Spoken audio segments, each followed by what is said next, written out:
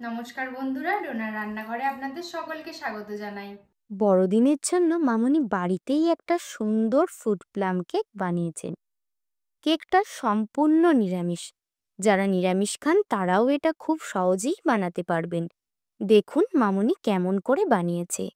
এই fruit plum cake বানানোর জন্য প্রথমে একটা পাত্রে কিছুটা কালো কিশমিশ, কিছুটা অরেঞ্জ টুটি ফুটি, লাল টুটি ফুটি, সবুজ টুটি ফুটি, কিছুটা কিশমিশ এবং মোরব্বা দিয়ে সেগুলোকে অরেঞ্জ জুসের মধ্যে একটা চামচ দিয়ে ভালো করে মিশিয়ে নিয়ে আধ ঘন্টা ঢাকা দিয়ে ভিজিয়ে রাখলেন। এরপর একটা ক্যারামেল বানিয়ে নিলেন। ফ্রাইং প্যানে ১ কাপ চিনি এবং সামান্য জল দিয়ে চিনিটাকে নাড়তে রাখলেন। চিনিটার মধ্যে গাঢ় লালচে একটা রং এলে ১/২ কাপ জল দিয়ে ফুটিয়ে নিলেন। এইভাবে সুন্দর ক্যারামেল বানিয়ে ঠান্ডা করতে দিলেন। এদিকে কেক টিনের মধ্যে সাদা কাগজ মাপ মতো কেটে তেল ব্রাশ করে রাখলেন। ব্যাটার বানানোর জন্য একটা পাত্রে ১ কাপ দুধ, ১.৫ কাপ গুঁড়ো করা চিনি, ১/২ কাপ সাদা তেল দিয়ে খুব ভালো করে মিশিয়ে নিলেন।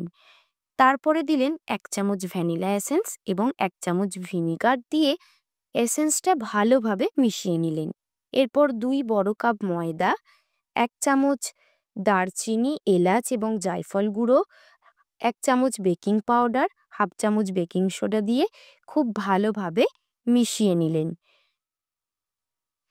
তারপর এর মধ্যে চিনির ক্যারামেলটা দিয়ে দিলেন, দিয়ে আবার ভালোভাবে মিশিয়ে নিয়ে এরপর ভেজানো ড্রাই ফ্রুটসগুলো দিয়ে হালকা হাতে মিশিয়ে নিলেন। অন্যদিকে একটা বড় পাত্রকে প্রিহিট করতে দিলেন। তারপর ব্যাটারটাকে তেল ব্রাশ করা পাত্রে ঢেলে দিয়ে কুচনো ড্রাই ফ্রুটস এবং টুটি ফুটি দিয়ে সুন্দর করে সাজিয়ে নিলেন।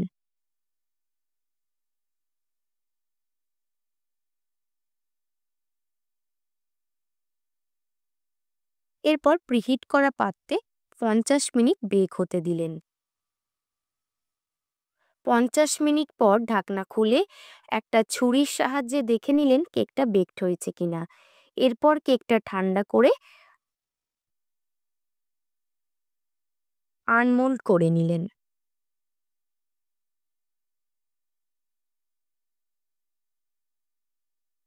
এখন দেখুন কেকটা কত সুন্দর হয়েছে। একটা টুকরো কেটে দেখানো হচ্ছে কতটা নরম এবং ফ্লাপি হয়েছে। আপনারা অবশ্যই এটা বাড়িতে বানাবেন।